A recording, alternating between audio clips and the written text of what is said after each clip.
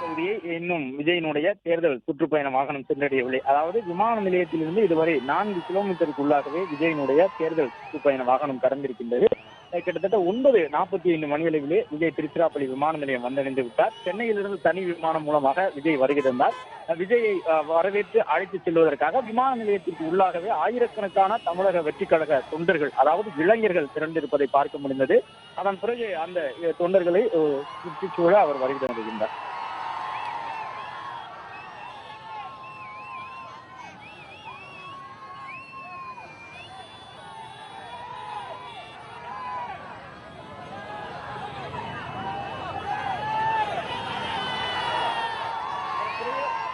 மணி நேரத்திற்கு மேலாக விஜய் பயணம் செய்தும் 4 கிலோமீட்டர் அளவுக்கு தான் விஜயினுடைய தேர்தல் சுற்றுப்பயண வாகனம் கடந்து செல்ல முடிந்திருக்கின்றது. சென்னை ராமேஸ்வரம், அதாவது திருச்சியிலிருந்து ராமேஸ்வரம் செல்லக்கூடிய அந்த தேசிய நெடுஞ்சாலையிலே 2 பக்கமும் தமிழக வெற்றி கழகத்தினுடைய தொண்டர்கள் திரண்டிருந்து விஜயினுடைய வாகனத்தை அழைத்து செல்வதன் காரணமாக திருச்சியிலிருந்து புதுக்கோட்டை, ராமநாதபுரம் மாவட்டங்களுக்கு செல்லக்கூடிய, சிவகங்கையினுடைய காரைக்குடி, தேவகோட்டை நகரங்களுக்கு செல்லக்கூடிய பேருந்துகள் எல்லாம் காத்திருந்து செல்லக்கூடிய சூழ்நிலை ஏற்பட்டிருக்கின்றது. சாலையினுடைய 2 பக்கமுமே தமிழக வெற்றி கழக தொண்டர்கள் திரண்டு நிற்கின்றார்கள். மற்றொரு பக்கம் மரக்கடையிலே லேசான தள்ளுமுள்ளு ஏற்படுகின்றது அவ்வப்பொழுது என்று சொல்லக்கூடிய விதமாக ஆயிரக்கணக்கான இளைஞர்கள் ஒரு குறுகிய பகுதிக்குள் திரண்டு நிற்கின்றார்கள். காவல்துறை அனுமதி வழங்கியிருந்த மரக்கடை என்பது திருச்சியினுடைய காந்தி மார்க்கெட் உள்ளிட்ட முக்கியமான பகுதிகள், வணிக முக்கியத்துவம் வாய்ந்த இடங்கள். அங்கே குவிந்திருக்கக்கூடிய இந்த தொண்டர்கள் கிட்டத்தட்ட 3 மணி நேரத்திற்கு மேலாக அதே இடத்தில் நின்றபடி இருக்கின்றார்கள். விஜயனுடைய வரவை எதிர்நோக்கி கால் கெடுக்க அவர்கள் நின்றபடி இருக்கின்றார்கள். ஒரு இளைஞர்கள் கூட, அங்கிருக்கக்கூடிய தமிழக வெற்றி கழகத்தின் தொண்டர்கள் கூட விஜய் வருவதில் தாமதம் ஏற்பட்டிருக்கின்றது என்று அந்த இடத்தை விட்டு கடந்து செல்லவில்லை. எவ்வளவு நேரமானாலும் விஜய் வந்த பிறகுதான் அந்த இடத்தை விட்டு நகர்ந்து செல்வோம் என்று தொடர்ந்து அவர்கள் காத்திருக்கின்றார்கள். விஜயனுடைய வாகனம் கிட்டத்தட்ட ஒரு 4 கிலோமீட்டர் கடந்திருக்கின்றது. இன்னும் கிட்டத்தட்ட ஒரு 6 கிலோமீட்டர் தூரம் அளவிற்கு அவர் பயணம் செய்ய வேண்டும். 9:35 மணிக்குள் அந்த பகுதியை வந்தடைய வேண்டும். 10:35 மணிக்கு கையில் மைக்கை எடுக்க வேண்டும். 11 மணிக்கு மைக்கை வைத்து விட வேண்டும். இதுதான் விஜய்க்கு விதிக்கப்பட்டிருந்த காவல்துறையின் நிபந்தனை. ஆனால் அந்த நிபந்தனையை எல்லாம் கடந்து விஜய் மிக மெதுவாக தனக்கு வழங்கப்படக்கூடிய ஒவ்வொரு அன்பளிப்பையும் அன்போடு கையில் பெற்றுக்கொண்டு அதில் தன்னுடைய கையெழுத்தை இட்டு தொண்டர்களுக்கு வழங்கிக் கொண்டு மிக மிக மிக மெதுவாக தன்னுடைய வாகனத்தில் ஊர்ந்து சென்றபடி இருக்கின்றார். எனவே அவர் சென்று சேருவதற்கு கிட்டத்தட்ட ஒரு 12 மணி ஆகும் என்று எதிர்பார்க்கப்படுகின்றது. அதாவது அனுமதிக்கப்பட்ட நேரத்தை காட்டிலும் 1.5 மணி நேரம் தாமதமாகவே விஜய் அந்த பகுதியை சென்றடையக்கூடும் என்று எதிர்பார்க்கப்படுகின்றது. அந்த அளவு விஜய்க்கென வந்திருக்கக்கூடிய தொண்டர்கள் அதிக அளவில் இருக்கின்றார்கள்.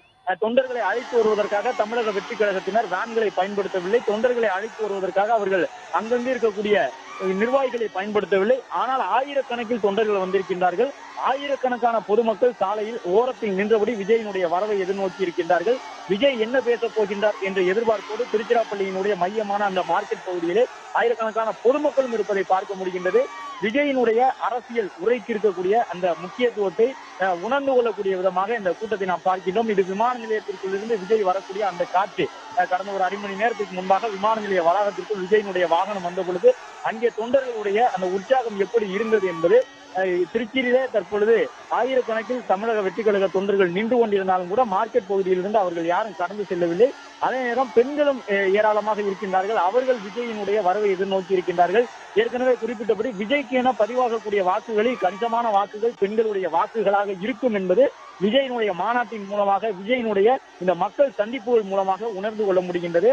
தன்னுடைய அறிக்கையில் கூட பெண்களுக்காக இருக்கக்கூடிய அந்த அம்சங்களை முன்னெடுத்து விஜய் அதிகப்படியான வரிகளை பயன்படுத்துகின்றார். விஜயினுடைய அறிக்கைகளை கவனித்தோம் என்றால் அதில் பெண்களுடைய பாதுகாப்பு, பெண்களுடைய சுதந்திரம், பெண்களுக்கான எதிர்கால திட்டங்கள் உள்ளிட்டவை தான் விஜயினுடைய அறிக்கைகளில் அதிகமாக இருக்கின்றது. அதற்கு காரணம் விஜய் திரையுலக வாழ்வில் அடியெடுத்து வைத்தது முதல் விஜய்க்கென இருக்கக்கூடிய அந்த ரசிகர் பட்டாளம் என்பது மிகப்பெரிய அளவில் பெண்களுடைய ரசிகர்கள் தான். கிட்டத்தட்ட 3 தலைமுறையை சார்ந்த பெண்கள், இளைஞர்கள் விஜயினுடைய திரையுலக ரசிகர்களாக இருக்கின்றார்கள்.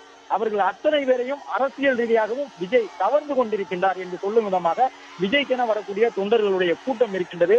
வரக்கூடிய கூட்டம் அனைத்தும் வாக்குகளாக மாறுமா என்பது தமிழ்நாட்டு அரசியல் களத்தில் சவாலானது.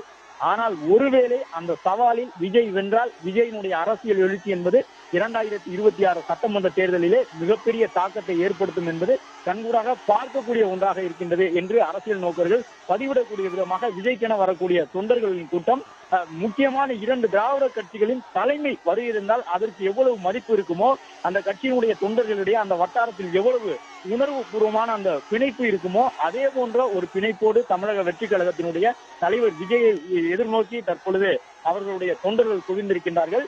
எனவே இருவரும் திராவிட கட்சிகளுக்கு நிகராக, இருவரும் திராவிட கட்சிகளின் தலைமைகளுக்கு சமமான ஒரு ஆளுமையாக அரசியல் களத்தில் விஜய் தன்னை நிலைநிறுத்திக் கொண்டிருக்கின்றார். மிக முக்கியமானது, வரக்கூடிய தொண்டர் கூட்டம் அனைத்தும் வாக்குகளாக மாறுவது என்பது சவாலானது. ஆனால் ஒருவேளை விஜய் அந்த சவாலில் வென்றால் அது 2 பெரிய கட்சிகளுக்கும் மிகப்பெரிய பாதிப்பை 2026 சட்டமன்ற தேர்தலிலே ஏற்படுத்தும் என்று உணரக்கூடிய விதமாக விஜய்க்கென வரக்கூடிய தொண்டர்களுடைய எண்ணிக்கை மிக அதிகப்படியாக இருக்கின்றது. பிளே ஸ்டோர் மற்றும் ஆப் ஸ்டோரில் இருந்து பாலிமர் செயலியை QR கோடு மூலம் பதிவிறக்கம் செய்யுங்கள். செய்திகளை உடனுக்குடன் பெறுங்கள்.